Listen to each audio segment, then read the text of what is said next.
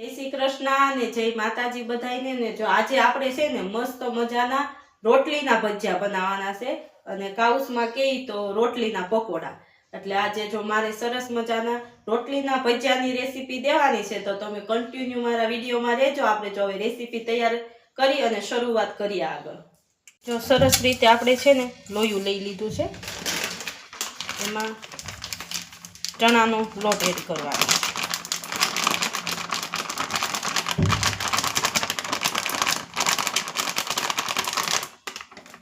તો આટલો આપણે છે ને ચણાનો લોટ લઈ લીધો છે, અને બધોય સરસ રીતે એક સરખો ઝીણો કરી નાખવાનો છે।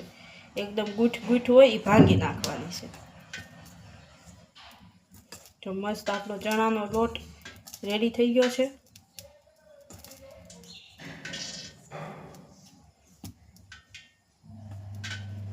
હવે એમાં આપણે છે ને લીલા ધાણા એડ કરવાના છે। તો આપણે લીલા ધાણા એડ કર્યા। હવે છે ને ઝીણું મીઠું, સિંધાળું મીઠું સ્વાદ અનુસાર।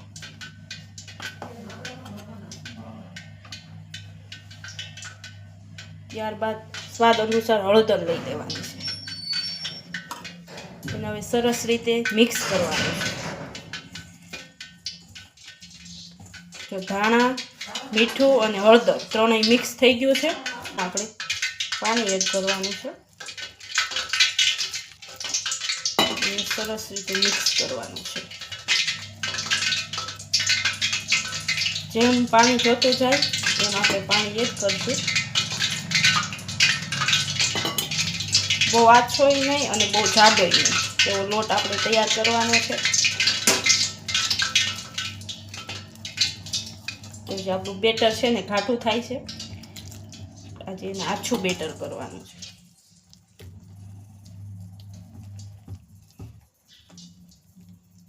જો સરસ રીતે આપણું લીલું બેટર, લીલા ધાણાવાળું બેટર તૈયાર થઈ ગયું છે।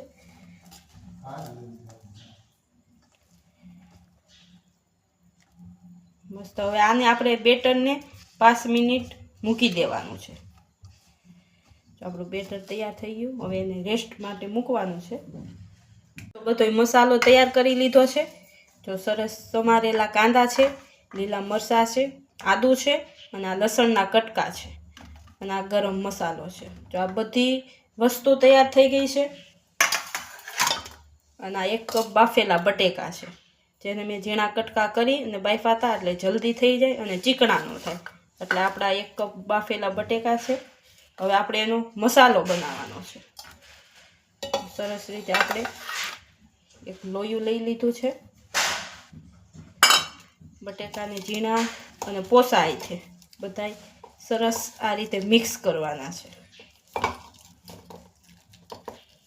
અને કટકા કરીને બટેકા બાફ્યા હતા એટલે એકદમ મોકળા બટેકા છે, ચીકણા નથી થયા। એટલે આપણો મેંદો એકદમ સરસ રીતે થાય। ઓલા ચીકણા થયા હોય તો આપણો મેંદો ચીકણો થઈ જાય। એટલે મસ્ત મજાના વ્હાઈટ બટેકા લીધા છે આપણે।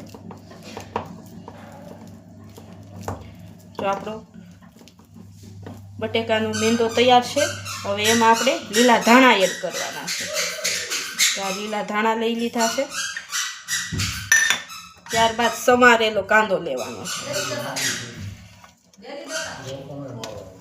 જો આ કાંદા એડ કરી દીધા છે। હવે આપણે લીલું મરચું લેવાનું છે। ત્યારબાદ આદુ અને લસણના કટકા એડ કરવાના છે। જો આ બધું લીલો સામાન લઈ લીધો છે। જો આપણી બધી જ વસ્તુ લીલવણી તૈયાર છે। હવે આપણે ગરમ મસાલો લેવાનો છે। તો એટલો સ્વાદ અનુસાર જ આપણે ગરમ મસાલો લેવાનો છે। ત્યારબાદ સ્વાદ અનુસાર હળદર લેવાની છે। ત્યારબાદ હિંગ લઈ લઈશું, અને લાલ મરચું પાવડર। લાલ મરચું પાવડર આપણે તીખા ઉપર તમારા ઘરમાં જેવું તીખું ખાતા હોય એ પ્રમાણે લાલ મરચું પાવડર લઈશું। હવે આપણે છે ને ઝીણું મીઠું, ઝીણું મીઠું લઈ લીધું છે સ્વાદ અનુસાર।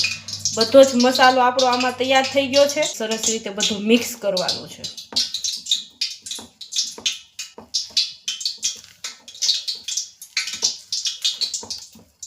બધો જ મસાલામાં બધું જ મિક્સ થઈ જાય એ રીતનું આપણે મિક્સ કરવાનું છે. તો એકદમ લીલવણી અને લાલ મસાલો આપણો અને મસ્ત સ્મેલ આવે છે. લીલા ધાણાનું પ્રમાણ છે ને વધારે રાખવાનું. લીલા ધાણાથી સરસ સ્વાદ આવે.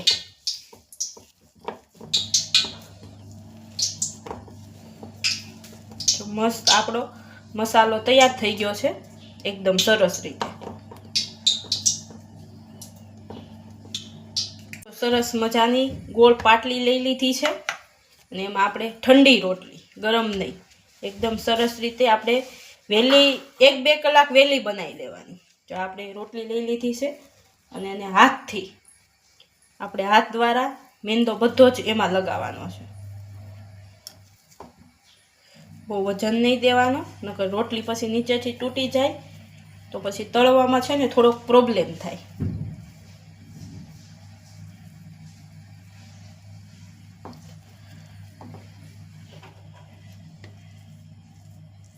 સરસ રીતે આપણે ચમચીથી છે ને આખામાં નો સરખો મેંદો થાય એટલે હાથ દ્વારા જ જેમ બને એમ આપણે હાથનો ઉપયોગ કરવાનો. તો આ બધી જ સાઈડ બહુ આછોય નહીં અને બહુ ઘાટોય નહીં, આપણે એવો મેંદો ભરવાનો છે. મેંદો તૈયાર થઈ ગયો છે અને એને સરસ રીતે જો આમ છે ને હળવા હાથે, બહુ વજન દઈ નહીં, મસ્ત જો હળવા હાથે આપણે આખી જ રોટલીમાં સરસ રીતે મેંદો પાથરી દીધો છે. હવે આપણે બીજી રોટલી લેવાની છે. જો આ બીજી રોટલી લઈ લીધી છે એને સરસ રીતે આપણે આમ ઢાંકી દેવાની છે. મસ્ત. હવે આપણે રોટલી માથે લગાવી અને પછી છે ને આપણે આમ દબાવવાનું છે. જો સરસ રીતે આપણે દબી દીધું છે. હવે આપણે એક સરી લેવાની છે, ધારવાળી સરી. એના દ્વારા આપણે જો આમ છે ને કટિંગ કરવાનું છે. જે રીતનું આપણે પકોડાનું અને સેન્ડવિચનું કટિંગ કરીએ એ રીતનું આપણે આનું કટિંગ કરવાનું છે. એકદમ ધીમા હાથે, બહુ વજન નહીં દેવાનો અને શાકાને બહુ વજન નહીં દેવાનું, નકર છે ને બધું ભેગું થઈ જાય. આ સરસ રીતે આપણે કટિંગ થઈ ગયું છે. જો આ 2 ભાગ નોખા અને આ 2 ભાગ નોખા. રેડી. જો આપણે 4 ભાગ થઈ ગયા છે. હવે આપણે એક બીજી ડીશમાં લઈ લેવું એને.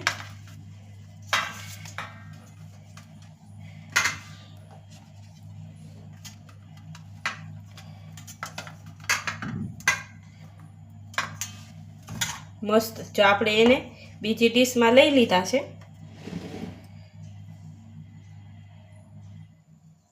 હવે છે ને આપણે આગળની તૈયારી કરશું. પાછી બીજી રોટલી લઈ લેવાની છે. જેમ પહેલામાં ભર્યું હતું એમ જ આપણે બીજામાં ભરવાનો છે સામાન બધોય. જો એક આરે 2 રોટલી ભરી લેવાનું એ જ કારણ કે તેલ આપણે છે તે એક સરખું જોઈએ, બહુ વધારે ન આવવું જોઈએ અને બહુ ફૂલે ન આવવું જોઈએ. એટલે આપણે જેટલો બનાવવાનું હોય ને એ એક આરે ભરી અને તૈયાર કરી લેવાનું છે.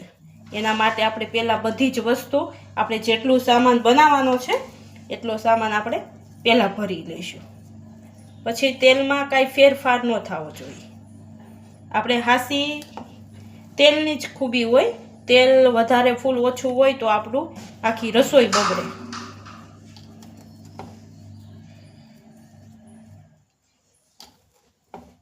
જો સરસ રીતે આપણું આ તૈયાર થઈ ગયું છે. હવે આપણે પાછી બીજી રોટલી લઈ લઈ. જો મસ્ત બીજી રોટલી લઈ લીધી છે. જેવું ઓમાં કર્યું હતું એવું જ આપણે આમાં કરવાનું છે.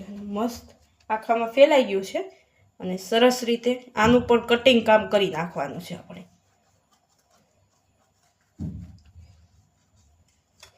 સરસ કટિંગ કામ એક ભાગ થઈ ગયો છે. જેમ બને ને એમ ધારવાળું ચાકુ લેવાનું, જેનાથી આપણી રોટલી ભેગી ના થઈ જાય.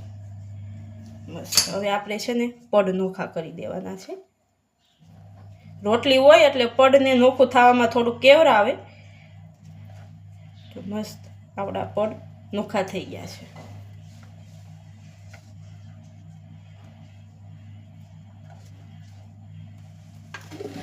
હવે જો આપણી ડીશ ભરાઈ તૈયાર થઈ ગઈ છે. હવે આપણે તેલ ગરમ કરવા મૂકવાનું છે. સરસ રીતે આપણે બેટર મૂક્યું હતું એ આપણું તૈયાર થઈ ગયું છે ને આપણું તેલ ગરમ થઈ ગયું છે. હવે આપણે એમાં છે ને આપણું પકોડું એડ કરવાનું છે ને જો આપણે પકોડું સરસ રીતે ભેળવી દીધું છે લોટમાં. હવે આપણે એને છે ને તેલમાં એડ કરીશું મસ્ત મજાનું.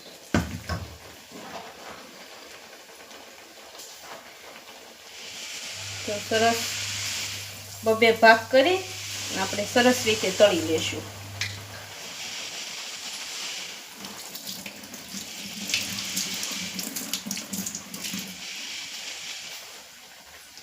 તો એકદમ ગેસની છે ને ગેસ ધીમોય નહીં અને ફૂલેય નહીં એ રીતનો ગેસ આપણે રાખવાનો છે. એકદમ સરસ રીતે આપણે ધીમેથી એને ફેરવીશું.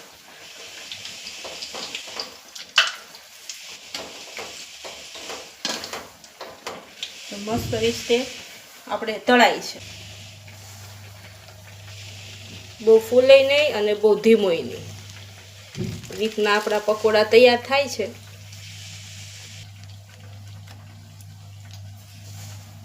હવે આપણે એક બાજુનો ભાગ તળાઈ ગયો છે, બીજી બાજુનો ભાગ તળવાનો છે.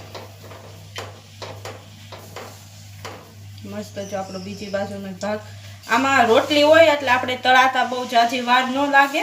અંદર જો બ્રેડનો ભાગ હોય ને તો તળાતા વાર લાગે. હવે આપણે બે બાજુ થોડા થોડા તળાઈ ગયા છે એટલે ગેસ થોડો વધારી દેવાનો જેના હિસાબે આપણું આ રોટલીનું પકોડું તેલ ન પીવે.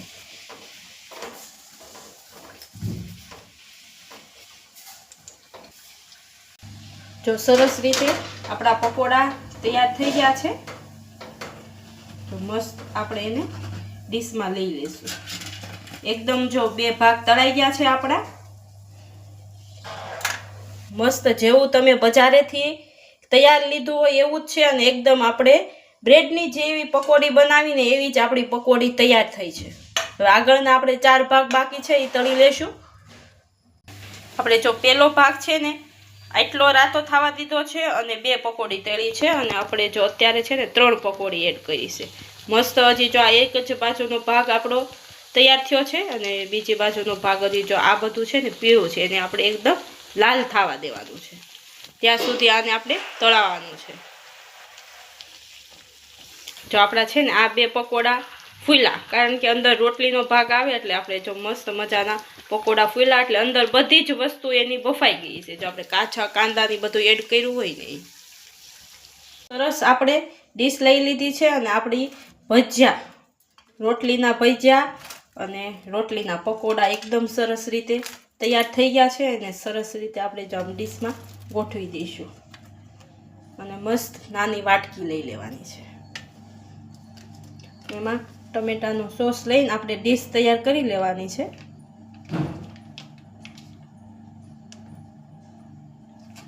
જો મસ્ત આપણા રોટલીના ભજીયા અને રોટલીના પકોડી એકદમ સરસ રીતે તૈયાર થઈ ગઈ છે.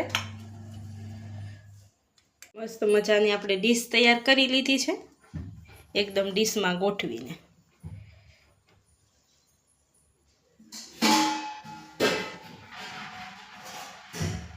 જો તમને મારા રોટલીના પકોડાની અને ભજીયાની રેસીપી ગમી હોય તો મારી ચેનલને લાઈક કરજો, શેર કરજો અને સબસ્ક્રાઇબ કરજો. અને તમને કેવી રેસીપી લાગી જરૂરથી મીઠી કોમેન્ટ કરજો. જય શ્રી કૃષ્ણ. આવજો બધાય.